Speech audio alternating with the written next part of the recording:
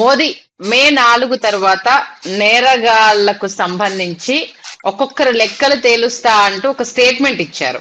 మరి ఏ నేరగాళ్లకు సంబంధించి ఆయన లెక్కలు తేల్చబోతున్నారు? మే 4 తర్వాత రిజల్ట్ ఉంది కాబట్టి, అంటే పశ్చిమ బెంగాల్ మీద ఫోకస్ చేయబోతున్నారా, లేకపోతే అన్ని రాష్ట్రాలకు సంబంధించి నేరగాళ్ల లెక్కలు తీద్దాం అనుకుంటున్నారా? ఏంటి ఆ స్టేట్మెంట్ కి మీనింగ్? ఒకటి చాలా సీరియస్ ఎలక్షన్ అది. ఈ ఐదు రాష్ట్రాలు చాలా సీరియస్ ఎలక్షన్. ప్రభుత్వానికి కూడా ఈ ఎలక్షన్ లో ఏదో అస్సాం గెలుస్తా అంటున్నారు అంతే. పాండిచ్చేరి కూడా రావచ్చు ఏమన్నా బీజేపీ ఎలా. మిగతా 3 రాష్ట్రాలు అపోజిషన్ వాళ్ళు పరిపాలిస్తున్నారు. స్టాలిన్, మమతా బెనర్జీ, కాంగ్రెస్ వస్తుంది కేరళలో ఇప్పుడు. అందువల్ల ఆయన ఒక రకంగా సైకలాజికల్ గా ఏదో మంచి రిజల్ట్ ఈ 3 రాష్ట్రాల్లో వస్తుందని అనుకుంటున్నాడా? అదే సైకలాజికల్ గా నాకు కంపన్. కొద్దిగా అర్థం చేసుకుంటే ఈ మాటలకి, జోరుకి, జోష్ అంటే కొంచెం కాన్ఫిడెంట్ గా ఉన్నాడు. 3 రాష్ట్రాల్లో అనుకున్న రిజల్ట్ రాకపోతే అది మళ్ళీ తగ్గిపోతారు. అనుకున్న రిజల్ట్ ఏంటి? అధికారం రాకపోయినా ఇంప్రూవ్ చేసుకుంటే వాళ్ళ రికార్డు పోయిన ఎలక్షన్ కంటే కొంచెం బ్యాలెన్స్ ఉంటాయి. ఈ కాన్ఫిడెన్స్ యాక్షన్ తీసుకుంటా ఇచ్చేస్తాను అన్నాడంటే గెలుపు ఎక్కడన్నా ఉన్నదని ఆలోచిస్తున్నాడా? గెలుపు అది మనకి తెలియదు. అదే కారణం అవుతుంది. తర్వాత ఎక్కడ గెలిచినా దానికి సంబంధించి కొంత బలం వస్తుంది కాబట్టి ఆ దూకుడుతో ముందుకెళ్ళడానికి ఈ స్టేట్మెంట్ అనా? ఒకటి, ఇప్పుడు కనుక గెలిస్తే ఈ రాష్ట్రంలో, ఏ రాష్ట్రాల్లో, బెంగాల్ అయినా తమిళనాడులో అయినా బీజేపీ ఏదో అనుకోకుండా గెలిస్తే విశేషమైన ఊపు వస్తుంది. కానీ గెలుస్తారని నేను అంటలేదు, ఎందుకంటే చాలా కష్టం, అప్హిల్ టాస్క్. కానీ వాళ్ళ అభిప్రాయంలో మేము గెలుస్తామనుకున్నారంటే తప్పకుండా బెంగాల్లో గెలుస్తాము అనుకున్నారు. ఏమన్నా జరిగితే వాళ్ళకి ఓ కాన్ఫిడెన్స్ వస్తుంది. 2029 అపోజిషన్ చాలా ఒక పెద్ద వ్యక్తి అన్నాడు, పోటీ చేయడానికి కుదరదు. అంత ఇంపాక్ట్ ఈ election. This election such an impactful, ఇంత ఇంపాక్ట్ వచ్చే ఎలక్షన్. అలాగ అయిపోయింది. బెంగాల్లో గెలిస్తే ఏమవుతుంది, తమిళనాడులో గెలిస్తే ఏమవుతుంది, తమిళనాడులో డిఎంకే ఓడిపోతేనా చాలు వీళ్ళకి. అది జరుగుతుందా? అదే నేను అంత ఆప్టిమిస్టిక్ గా లేను, కానీ జరగవచ్చు. ఎవరు ఎలక్షన్ రిజల్ట్స్ రాకముందు నేను ఎవరిని ఇలా వస్తుంది అలా వస్తుంది ప్రజలు ఎలా చేస్తారు చాలా మంది అంటారు, పిచ్చి పిచ్చిగా మాట్లాడతారు. మమతా బెనర్జీ బాగున్నదండి అంటారు. ఏంటి బాగున్నదా? నడక బాగున్నదా లేకపోతే మాట బాగున్నదా ఏంటి? ఎలా చెప్తాం? తర్వాత ఏంటంటే మొన్న జరిగిన ఎలక్షన్ ఫస్ట్ ఫేజ్ 23వ తారీఖు ఎప్పుడో జరిగింది కదా ఫస్ట్ ఫేజ్. సెకండ్ ఫేజ్ నడుస్తుంది. ఇవాళ పశ్చిమ బెంగాల్లో సెకండ్ ఫేజ్ నడుస్తుంది. సెకండ్ ఫేజ్ రేపు రేపు అవుతుంది ఎలక్షన్. అది first phase election exit polls వచ్చి ఉంటాయి వాళ్ళకి, అందరూ పెద్దవాళ్ళు అందరికి వచ్చి ఉంటాయి. ఫస్ట్ ఈ తమిళనాడు ఎలక్షన్ ఎగ్జిట్ పోల్స్ వచ్చి ఉంటాయి. తమిళనాడు గురించి ఎక్కువ మాట్లాడుతున్నారు.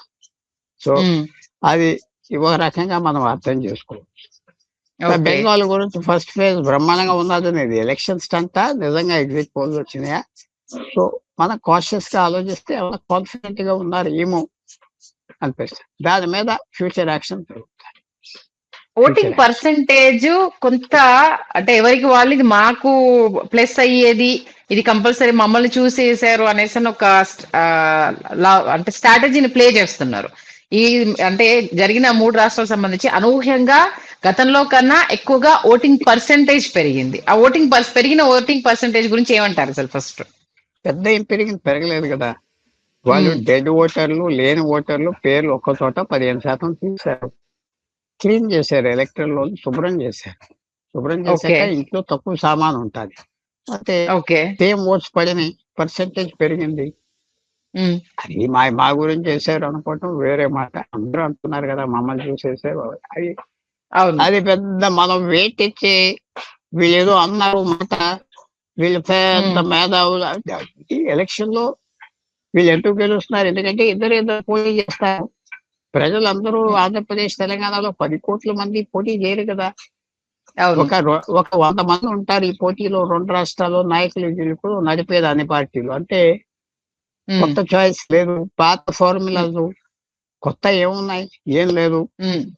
పాత మొహాలు, పాత ఫార్ములాస్ అన్ని అక్కడే జరుగుతున్నాయి. సో ఓటింగ్ కూడా చాలా మంది ఓటింగ్ పర్సెంటేజ్ పెరిగింది కానీ ఓటర్ లిస్ట్ అంతే కదా. జనం అంతే లాస్ట్ టైం వేసిన దానికంటే 2-3% ఎక్కువ పడింది ఓటు. సో అది బ్యాక్గ్రౌండ్, ఓటింగ్ పర్సెంటేజ్ పెరిగింది అంటారు. ఓకే, అంటే ఓన్లీ లెక్కలకు చెప్పడానికి చాలా తేడా ఉంది అయితే ఓటింగ్ పర్సెంటేజ్ కి సంబంధించి. చాలా తేడా. తర్వాత మనం అందరికి ఓటర్లకి ఆ జేబులో ఏం పెడుతున్నారు, లేకపోతే వాళ్ళ గొంతుకులో ఏం పడేస్తున్నారు తాగటానికి అన్ని బయటికి రావు భారతదేశంలో.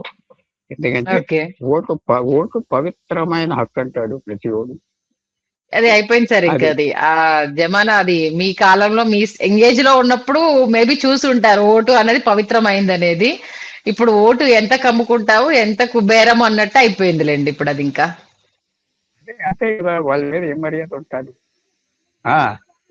అంతే కదా, మర్యాద ఉంటుంది. అంటే మనం ఎవరు ఉంటారు, మధ్య తరగతి కారు ఉన్న వాళ్ళు కూడా 4 ఓట్లు ఉన్నాయండి, 10,000 ఇవ్వండి అని అడుగుతున్నారు. ఎందుకంటే 10,000 రూపాయలకి వెళ్తే తినొచ్చు బయట ఫాస్ట్ ఫుడ్ అనేది ఏడుస్తూ ఉంటారు. సో ఇది మనకి ఇది ఒక యావకేషన్ బట్టి మనకు కమెంట్ చేయాలి. కానీ ఇలా సీరియస్ గా తీసుకుంటే మనకి మెంటల్ ప్రాబ్లమ్స్ ఉన్నాయేమో అని మనమే ఆలోచించుకోవాలి. వాస్తవం సార్. అలాగే మరొకసారి ఈవీఎంల గురించి కూడా చర్చ రాబోతుంది. గెలుపోటములు అనేది మళ్ళా ఈవీఎంల చుట్టే తిరుగుతుంది అనేసి అంటూ కూడా ఒక వాదన వింటున్నాను. దీని గురించి ఏమంటారు? ట్రాక్షన్ ఉండదు. అది పాత మ్యూజిక్ రాహుల్ గాంధీ గారు ప్లే చేస్తూ ఉంటే పాత సినిమా చూస్తున్నా బాగున్న సినిమా, కొత్త సినిమాలు ఏమొచ్చినాయి అంట. కొత్త కారణాలు పెట్టుకోవాలి, కొత్త వ్యవహారం చేయాలి, కొత్త బట్టలు వేసుకోవాలి, కొత్త కాస్ట్యూమ్ వేసుకోవాలి. సో అది ఏమన్నా చేస్తే వెళ్తాడు. ఈ పాతదే తీసి గ్రామ్ ఫోన్ రికార్డ్ ఏదో ముళ్ళులో అందిపోయినట్టుగా అదే పడతా ఉంటే మీడియా ఏంటంటే 50 మంది గదిలో ఉన్న 1,00,000 మంది విన్నట్టుగా చూపెడతారు, వాడి మొహం అక్కడే చూపెడతారు స్టేజ్ మీద. సో అందువల్ల ఇది ఒక రకంగా మనం అంత సీరియస్ గా తీసుకోవచ్చు. ఎంపీని ఏమన్నా 5%, 10% మంది మార్చుకున్నారా ఓటు బెంగాల్లో.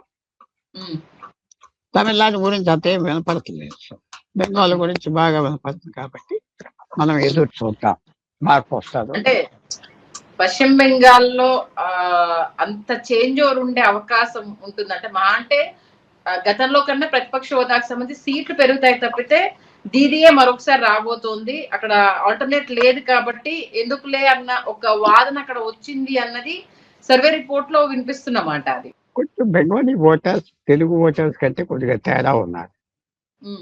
పూర్తిగా జేబుల్లో డబ్బులు అక్కర్లేదు, పూర్తిగా గొంతుకులో లిక్కర్ అక్కర్లేదు. వాళ్ళు కొద్దిగా ఒక సిచ్యువేషన్ ఉన్నారు. 3 సార్లు ఇచ్చాము, మార్చుదావా, ఇది పనికిరారు మన పరిపాలించడానికి అదొక ఫీలింగ్ వస్తే బయటకు వచ్చారు. ఆ ఫీలింగ్ వచ్చిందా లేదా? 3 టర్మ్స్ నుంచి మమతా బెనర్జీ వేస్తున్నారు. 2006లో కూడా ఒక బాగా వేశారు కానీ గవర్నమెంట్ ఫామ్ చేయలేదు. 2006, 2011, 2016, 2021 4 ఎలక్షన్స్ దానికి వేశారు. అందువల్ల ఈసారి కొత్త జనరేషన్ 2011 ఓటర్స్ కి ఈవేళకి 50% తేడా.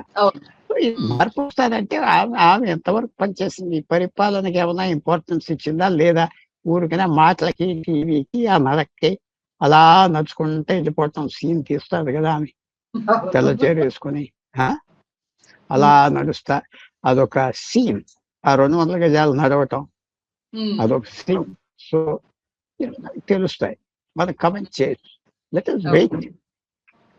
తమిళనాడు ఎలా ఉంటుంది సార్? ఎందుకంటే మిగతా అన్ని రాష్ట్రాల్లో కన్నా 2 రాష్ట్రాల మీద ఎక్కువ ఫోకస్ అయిపోయింది. ఓన్లీ తమిళనాడు ఒకటి, పశ్చిమ బెంగాల్ ఒకటి. తమిళనాడుకి సంబంధించి అంటే బీజేపీ రాదు అన్న విషయం తెలిసినా ఎటువైపు ఓటింగ్ పర్సెంటేజ్ ఉంటుంది, విజయ్ వల్ల చీలిక వస్తుంది తప్పితే అదర్వైజ్ అయితే ఏమీ ఉండదు అంటే రకరకాలుగా వింటున్నాము. మీరు ఇప్పటి వరకు చూసిన దానికి మీరు అంటే మీ ఎక్స్పీరియన్స్ కి సంబంధించి తమిళనాడు గురించి చెప్పాలంటే ఏం చెప్తారు? కన్ఫ్యూజన్ వచ్చింది. విజయ్ నేను క్రిస్టియన్ అన్నవాడు ఇవాళ గుడిలో కూర్చున్నాడు. పెద్ద గుడికి వెళ్ళాడు, ముహూర్తం పెట్టుకుని పూజ చేశాడు. మరి అతను పని అయిపోయిందని వచ్చాడా టెంపుల్ కి, పని అవ్వలేదని వచ్చాడా, హ్యాపీనెస్ తో వచ్చాడా? ఆఫ్టర్ ఆల్ ఒకటి. అతను ఫ్రాంక్లీ టు టెల్ యూ, నేను మెడ్రాస్ లో చదువుకున్నా, హై స్కూల్ కూడా నీలగిరిలో, సో భాష వచ్చు. అక్కడ ఆయన చాలా ధైర్యంగా పోటీ చేశాడు, చాలా ధైర్యంగా. యాక్టర్ దిగి పోటీ చేశాడంటే it is not a small thing. పోటీ చేశాడు, షోన్ గట్స్. రెప్యుటేషన్ పోయినా పర్వాలేదని పోటీ చేశాడు. 2019లో పవన్ కళ్యాణ్ పోటీ చేసినట్టుగా చేశాడు. సో ఆ గట్స్ కి ఫలితం ఏమొచ్చింది చూడాలి, మనం వెయిట్ చేయాలి. అంత సింపుల్ గా కాదు అది. We have to see what has happen. కానీ గట్సీగా పోటీ చేశాడు. పేరు పోయినా నాకు లెక్కలేదు, రెప్యుటేషన్ పోతే పోయింది. ఇక్కడ సెంట్రల్ గవర్నమెంట్ పిచ్చిగా అతన్ని ఇడిపించారు. ఆ సినిమాకి సెన్సర్షిప్ ఇవ్వకపోవటం, సిబిఐ కేసు పెట్టి ఢిల్లీ రప్పించటం, ఏదో పెద్ద వాడిని తీసుకొచ్చి 5-6 సార్లు తిప్పటం, చూడు మా చేతిలో అధికారం ఉన్నదని పాస్ చేస్తుంది. అతను అలా డీల్ చేయకుండా ఉంటే రిజల్ట్ మంచి. స్టాలిన్ వస్తే బీజేపీకి పెద్ద సెట్ బ్యాక్. అది వాళ్ళ ఆ దూరదృష్టితో ప్లాన్ చేయలేదు. ఇది ఒకటి ఉన్నదండి, మనం చేసిన తప్పులకి అన్నిటికీ పనిష్మెంట్ ఉంటుంది, తప్పదు. లైఫ్ లో ఏంటి, వ్యాపారంలో ఏంటి, అది పనిష్మెంట్ తప్పదు. రివార్డ్ వస్తుందో లేదో చెప్పదు. ఈ తమిళనాడులో బీజేపీ ఒక 27 సీట్లు పోటీ చేస్తుంది. ఎన్ని గెలుస్తుంది? 27 గెలిచిన ఉపయోగం ఏంటి? స్టాలిన్ గెలిస్తే అది తప్పుకున్నారు అనుకో, ఏడీఎంకే విజయ్ అలయన్స్ పెట్టుకుంటారు, డిఎంకేకి 20 సీట్లు కూడా రాదు. ఏది బెటరు? వీళ్ళ మీడియాలోనే కనపడతారు. నేను ఎప్పుడు ఐ కమ్ అ లాట్ తమిళనాడుకి సంబంధించిన దాని మీద. వాళ్ళు మీడియా టైగర్స్ ఆ రాష్ట్రానికి చెందింది, బాగా మాట్లాడతారు, అగ్గు ఉన్నదని చెప్తారు, కానీ ఉపయోగం లేకపోయింది. ఈసారి చూడాలి. I don't want to predict, చూద్దాం. ఓకే, మంచి విశ్లేషణ. Thank you so much. Hello, Telugu రాజ్యం ఛానల్ చూస్తున్నారా? సామాజిక రాజకీయ జీవన చిత్రణే తెలుగు రాజ్యం. అతిశయోక్తులు అసత్యాలు ఉండవు. రాజకీయ కోణం కాదు, ప్రజా కోణమే కొలబద్ద. తెలుగు రాజ్యం వీక్షణ మీ ఉత్తమ అభిరుచికి నిదర్శనం.